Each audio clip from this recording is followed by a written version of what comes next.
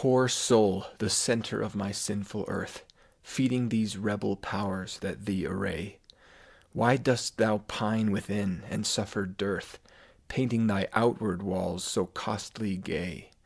Why so large cost, having so short a lease, dost thou upon thy fading mansion spend? Shall worms, inheritors of this excess, eat up thy charge? Is this thy body's end?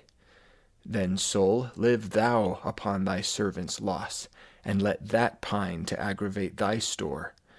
By terms divine, in selling hours of dross, within be fed, without be rich no more.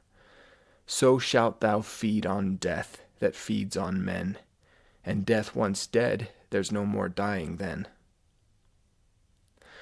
That is a sonnet by William Shakespeare, and it is one of my absolute favorite poems. I've had it memorized for a couple of years now, and I love it because it is such an eloquent and beautiful reminder of what is truly important in this life and what is certainly not important.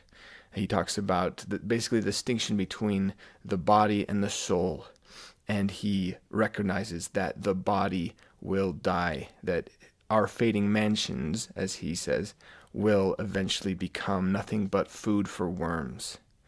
And he wonders why he specifically is putting so much effort into painting his outward walls. Why is he decorating his outward material body while allowing his inner soul, which is eternal, to suffer and pine within?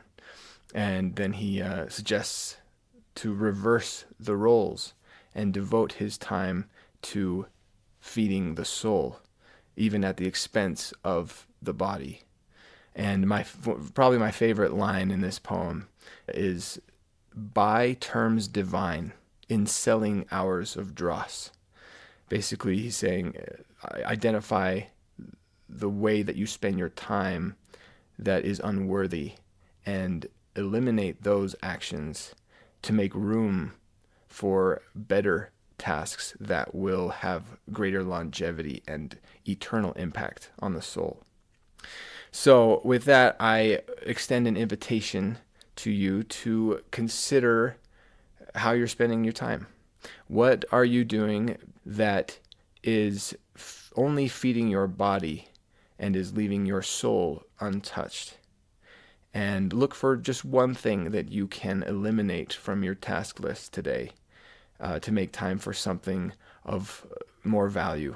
Maybe reading a book, spending time with a loved one, participating in an act of service, something that will have a more lasting value. And I promise as you do that, you will find greater peace and joy in your life. And with that, I hope you have an excellent day, and I look forward to chatting again next time.